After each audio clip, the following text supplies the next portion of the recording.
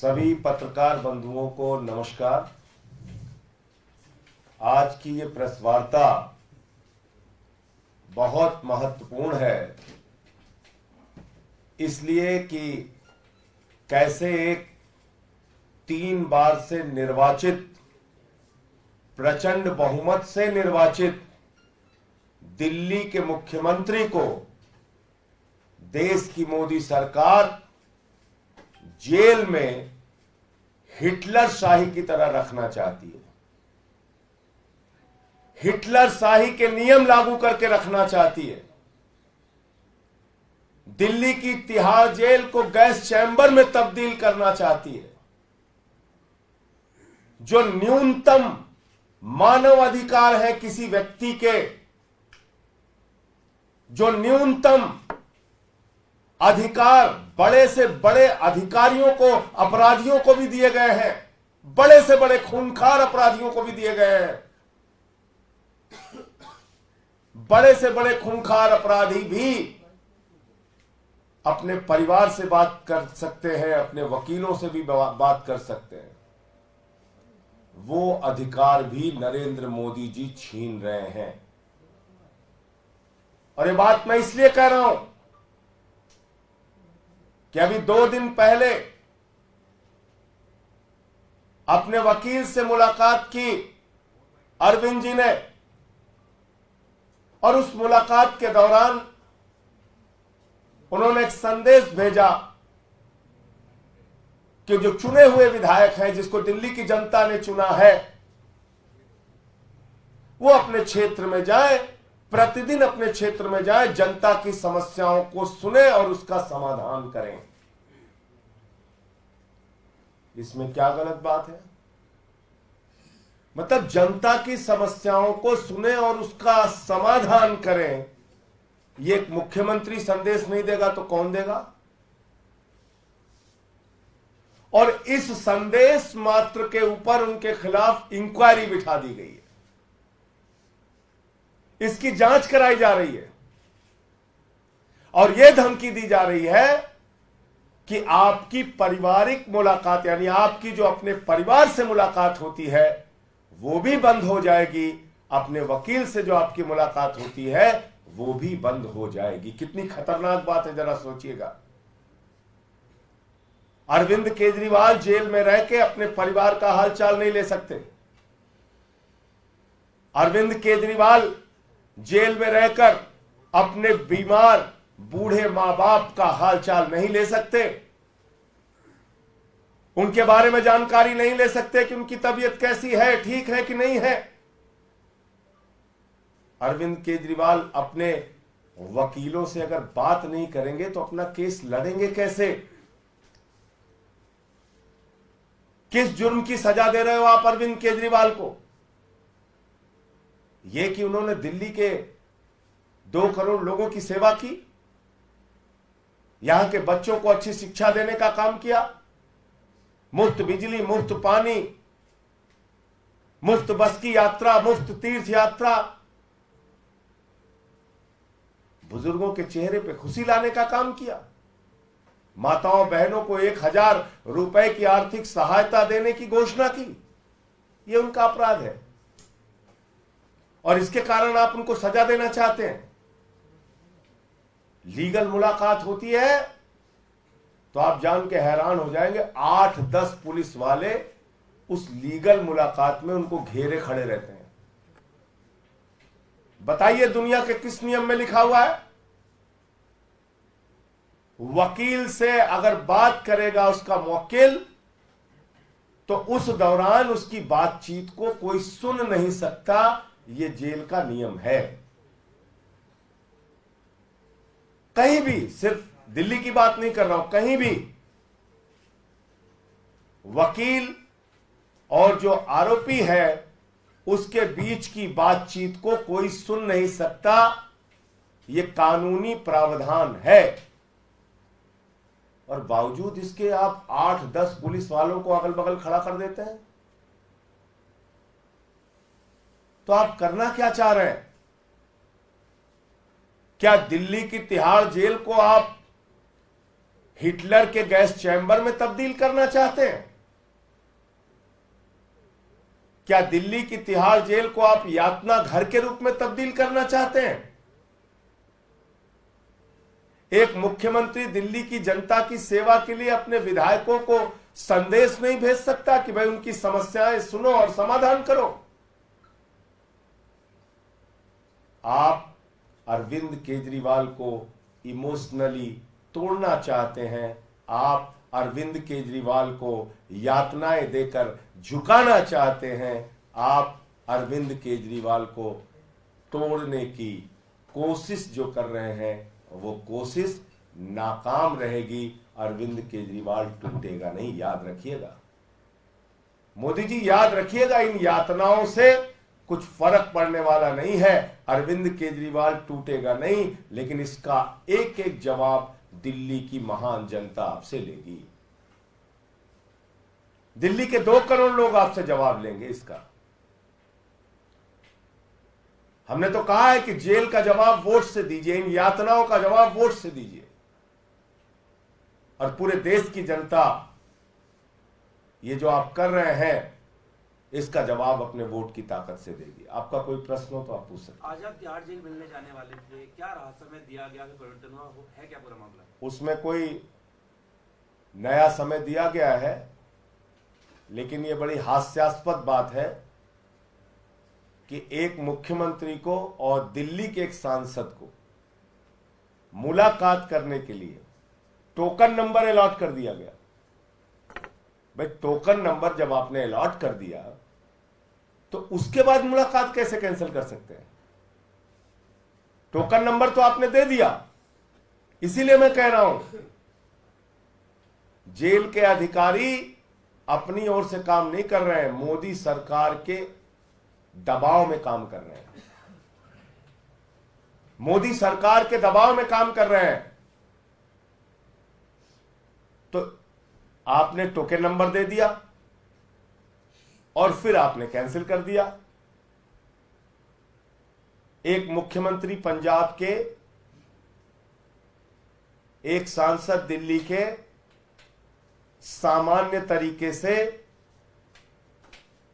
एक 3 बार के निर्वाचित मुख्यमंत्री से मिलना चाहते हैं। उनकी मुलाकात के लिए पहले जेल प्रशासन ने हमको टोकन नंबर अलॉट कर दिया कि आपको मुलाकात आज की तारीख में कराई जाएगी, और फिर उस मुलाकात को कैंसिल कर दिया। ये कितना बड़ा सवाल खड़ा करता है अपने बारे में, आप सोच सकते हैं? ये कितना बड़ा सवाल खड़ा करता है अपने आप में, इसका आप मूल्यांकन कर सकते हैं। जांच बिठाई जा रही है, ये कौन सी, इसके बारे में बता दीजिए। जांच की बात कहां से आई है, कि किस बात को लेकर के जांच और कहां से आई है? कि आपने अपने वकील के माध्यम से दिल्ली के लोगों की सेवा करने का संदेश भेजने का गुनाह कैसे कर दिया? आपके विधायक जनता के बीच में जाएं और जनता की सेवा करें और उनके समस्याओं का समाधान करें, ये संदेश देने का गुनाह क्यों कर दिया? इसके कारण से आपके खिलाफ जांच होगी और आपकी मुलाकात कैंसिल कर दी जाएगी। ये मोदी सरकार की धमकी है कि आपकी मुलाकात जो परिवार से होती है और वकील से होती है वो कैंसिल कर दी जाएगी। यानी जेल से सरकार चलाने जो आप कह रहे थे, आपको लग रहा है कि उसमें दिक्कत आ रही है अगर इस तरह जांच जारी की गई? अरे भाई, जो जेल के नियम के विरुद्ध आप काम करेंगे तो हम आपके बीच में बताएंगे उन सारी चीजों को, और उसकी जो कानूनी लड़ाई लड़नी है वो हमारे वकील उसके बारे में तय करेंगे। बीजेपी प्रोटेस्ट कर रही है, सीएम की स्थिति। बीजेपी का ये कहना है कि जब कल हाईकोर्ट ने सारी दलीलें आपकी जो कोर्ट में देते हैं, बाहर देते हैं, जब खारिज कर दी, तो अब तो नैतिकता के आधार पर आपको इस्तीफा दे देना चाहिए अरविंद केजरीवाल। किसको? मणिपुर वाले मुख्यमंत्री को, कि अजय मिश्रा को, कि पहलवान बेटियों को जो न्याय नहीं दिया उसको? किसको इस्तीफा देना चाहिए? कि 70,000 करोड़ के सिंचाई घोटाले का जिसपे आरोप लगाया उस अजीत पवार को, छगन भुजबल को, हसन मुशरिफ को, किसको इस्तीफा देना चाहिए? लीडर ऑफ अपोजिशन शुभेंदु अधिकारी को, कि हेमंत विश्व शर्मा को, जिसके ऊपर शारदा स्कैम और वाटर घोटाले का आरोप लगाया?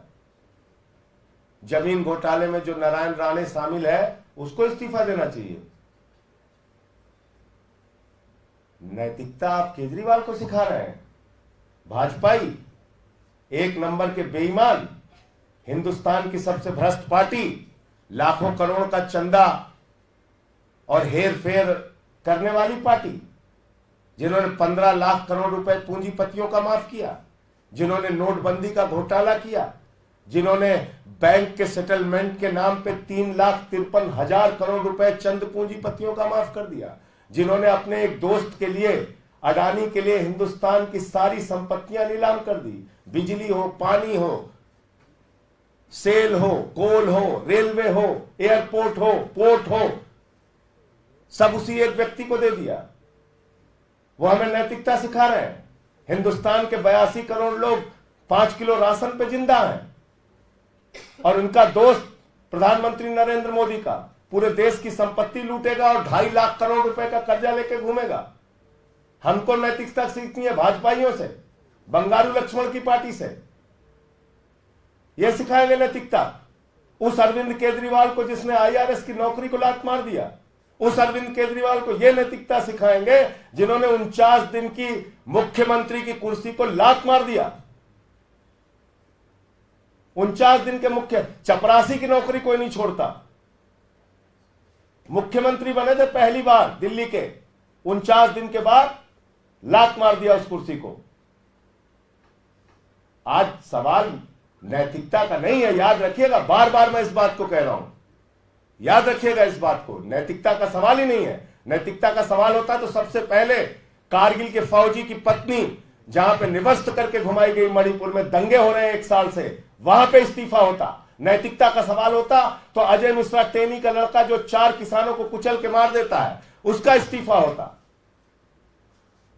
पहलवान बेटियों को न्याय मिलता। नैतिकता का सवाल होता तो, नैतिकता का सवाल होता तो चुन चुन के भ्रष्टाचारियों को अपनी पार्टी में शामिल करके मंत्री पद पर नहीं बिठा रहे होते मोदी जी। नैतिकता सिखा रहे हैं। आदर्श घोटालेबाज को आप जो है राज्यसभा में भेज के हमको नैतिकता सिखा रहे हैं भाजपा वाले। ये सवाल नैतिकता का नहीं है, मैं फिर कह रहा हूं, ये सवाल भारत के लोकतंत्र को बचाने का है। आज केजरीवाल इस्तीफा दे देंगे, आम आदमी पार्टी को खत्म कर दिया जाएगा, खत्म।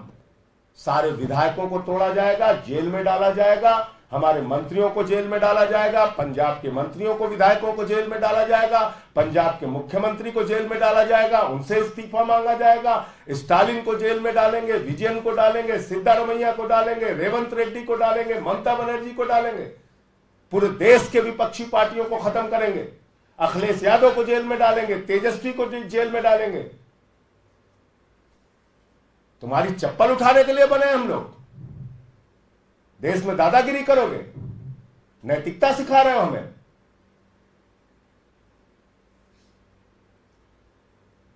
उत्तर भारत के बड़े बड़े नेताओं को, एक आदिवासी नेता को, हेमंत सोरेन को आपने जेल में डाल दिया। अरविंद केजरीवाल को पकड़ के जेल में डाल दिया। कल को सारे विपक्षी नेताओं को 4 फर्जी मुकदमे लगाओ, जेल में डालो, फिर नैतिकता पे बता रहे हो। और उत्तर भारत के लोग इस चीज को देख रहे हैं कि कैसे टारगेट कर करके एक एक नेता को जेल में डाला जा रहा है। हम लोग चप्पल उठाने के लिए बने हैं। संजय भाई, आपके पंजाब के कुछ सांसद हैं और एक रिपोर्ट सामने आई, बता रही है कि आपके ये सांसद, जब पूरी पार्टी के सभी नेता अरविंद केजरीवाल के समर्थन में तस्वीरें बदल रहे थे, प्रोफाइल लगा रहे थे, आपके राज्यसभा के सांसद जिसमें हरभजन सिंह से लेकर के बाकी तमाम वो हैं, कोई एक अब तक सोशल मीडिया छोड़िए पब्लिक प्लेटफॉर्म पर भी केजरीवाल के समर्थन में नहीं आया है। क्या ये सांसद पार्टी के साथ हैं भी? उसके बारे में पार्टी अपने यहाँ बातचीत करेगी। एक आखिरी सवाल, हर तरफ सवाल भी उठ रहे हैं, बीजेपी उठा रही है, क्या दिल्ली सरकार सही तरीके से चल रही है? फॉर्मूला क्या है जिसके तहत अभी चल रही है? अरे गड़बड़ क्या है वो बताइए पहले, चलिए आपसे। हम तो पूछ रहे मुख्यमंत्री कौन सा काम नहीं हुआ वो बताइए ना। आप ही कह रहे हैं 8 से पहले। सर एक चीज बात मैं ये कह रहा हूं, आप ये बताइए कि दिल्ली की जनता का कौन सा काम नहीं हो रहा है, उसका जवाब पूछिए ना। आप पूछिए ना, स्वास्थ्य विभाग का काम नहीं हो रहा है, कि बिजली विभाग का काम नहीं हो रहा है, कि फ्री बिजली बंद हो गई है यहाँ पे, कि फ्री पानी बंद हो गया है, कि फ्री माताओं बहनों की बस की यात्रा बंद हो गई है। आप पूछिए ना, बताइए, बताता हूं मैं आपको। आपको कठिनाई हो रही है सरकार चलाने में? एलजी ने पत्र लिखा है अजय भल्ला जी को, उसमें कहा एक चीज आप बताइए मुझे, जिक्र है इसमें। कठिनाइयां आप लाख पैदा करते रहिए, दुश्वारियां आप लाख पैदा करते रहिए, उन परिस्थितियों में भी हम लड़ रहे हैं ना, उनसे काम तो कर रहे हैं हम। दिल्ली के लोगों का देश में पर कैपिटा इनकम के मामले में दिल्ली सबसे अग्रणी राज्य है, अग्रणी राज्य। दिल्ली के एजुकेशन व्यवस्था की पूरी दुनिया में तारीफ होती है, दिल्ली के मोहल्ला क्लिनिक और स्वास्थ्य व्यवस्था की पूरी दुनिया में तारीफ होती है। यही मोदी सरकार की किरकिरी है आंखों की, समझ गया। संवाद हो पा रहा है? मुख्यमंत्री से संवाद जिस माध्यम से हो पा रहा है, फोन के माध्यम से, परिवार से बात अभी तक जो हो रही है, जिसकी जांच शुरू कराया है इन लोगों ने, उसमें भी अब अड़चन बाधा जो डालेंगे उसकी लड़ाई लड़ेंगे। काम क्या रुक रहा है जनता का, वो बताइए ना। सुप्रीम कोर्ट से आपको क्या उम्मीद है, क्योंकि जो याचिका अब सुप्रीम कोर्ट में डाली गई है कल? देखिए, पहली चीज तो कल से मैं खबर देख रहा था, ये ग्राउंड्स ऑफ अरेस्ट के चैलेंज वाली याचिका थी, लेकिन जो रेगुलर बेल की याचिका है वो याचिका अलग होती है। अब इस पर जो है सुप्रीम कोर्ट में माननीय सर्वोच्च न्यायालय के समक्ष हमारे वकील अपने दलीलों को रखेंगे, केजरीवाल साहब के जो पक्ष में बातें हैं उसको रखेंगे। कल से हमारे मीडिया के मित्र जो एक बात ये चला रहे हैं कि ये हाई कोर्ट का फैसला है, हाई कोर्ट का फैसला है और कोर्ट के सामने तमाम तथ्य रखे गए, नहीं, कृपा करके अपने आप को सही करिए। 20,000 पन्ने अनरिलाइड अपॉन डॉक्यूमेंट में रखे हैं, 20,000 पन्ने, 20,000 पन्ने, मैं दोहरा रहा हूं आपको, 20,000 पन्ने या उससे ज्यादा डिजिटल डिवाइस को मिला लेंगे तो और ज्यादा। केस को समझिए गहराई से, क्या है केस ये। 456 गवाह है इसमें, 50,000 पेज की चार्जशीट है इसमें, 34 आरोपी हैं इसमें। इसकी पेचीदगियों को, जटिलताओं को समझिए। और इसके अंदर सारे कागजात और साक्ष्य कोर्ट के सामने नहीं रखे गए हैं। मैं बार बार दोहरा रहा हूं इस बात को। सेलेक्टिव तरीके से आपने कुछ बयान कोर्ट के समक्ष रखे जो हमारे खिलाफ दबाव बनाकर लिए गए, यानी कि केजरीवाल जी के खिलाफ या सिसोदिया जी के खिलाफ। मैं अपने बारे में नहीं बोल सकता हूं, नहीं बोलूंगा, लेकिन जो 20,000 पन्ने हैं उसकी सच्चाई बहुत चौंकाने वाली है। ये तो वकीलों के इंस्पेक्शन में पता चला था ना कि 12 बयान में से शरद रेड्डी ने 10 बयान में कुछ नहीं कहा केजरीवाल के बारे में। ये तो वकीलों के इंस्पेक्शन पे, कोर्ट के आदेश पे पता चला था ना कि 10 बयान में बाप बेटे ने 8 बयान में कुछ नहीं कहा केजरीवाल के लिए, मंगुंटा रेड्डी और राघव रेड्डी ने। और जैसे ही नाम लिया वैसे ही बेल हो जाती है। शराब घोटाला, कमल छाप दारू घोटाला, कमल छाप दारू घोटाला, कमल छाप दारू घोटाला भारतीय जनता पार्टी ने किया है। 60 करोड़ रुपए की मनी ट्रेल मिली है और इनके सारे शीर्ष नेताओं से पूछताछ होनी चाहिए। मैं फिर दोहरा रहा हूं, कमल छाप दारू घोटाला जो 60 करोड़ रुपए शरद रेड्डी से लिया गया है पैसा, उसकी जांच होनी चाहिए और इनके सारे शीर्ष नेताओं से ED, CBI, income tax department पूछताछ करे, छापेमारी करे और इनके खिलाफ कार्रवाई करे। आप लोग की सरकार बनी तो आप जांच कराएंगे? जब सरकार बनेगी तो क्या क्या होगा आप ही देखेंगे, हम भी यही रहेंगे। उसकी क्या है अभी से चिंता कर रहे हैं। इंडिया गठबंधन की सरकार बनने जा रही है, ये एक्सपोज हुए हैं, इसमें ये जांच होगी 100%। और क्या क्या होगा देखिएगा। अभी करने दीजिए बेईमानी जितनी कर पा रहे हैं भाजपाई, लेकिन कृपा करके नैतिकता वाला शब्द भाजपाइयों से मत जोड़ा कीजिए। भ्रष्टाचार के खिलाफ ये लोग बोलते हैं तो मैं फिर दोहरा रहा हूं कि ओसामा बिन लादेन अहिंसा पे उपदेश दे रहा है, ऐसा ही प्रतीत होता है। इलेक्टोरल बॉन्ड के नाम पे पैसा ले लेके ठेका देने वाली पार्टी हमसे सवाल पूछ रही है, बताइए आप। 3,08,000 करोड़ रुपए का ठेका दिया है, 3,08,000 करोड़ रुपए का। कंपनियों से चंदा लिया, रिश्वत ली और ठेका दिया। ईडी सीबीआई का छापा मारा, पैसा लिया, छोड़ दिया। धंधेबाज पार्टी है भाजपा। धन्यवाद।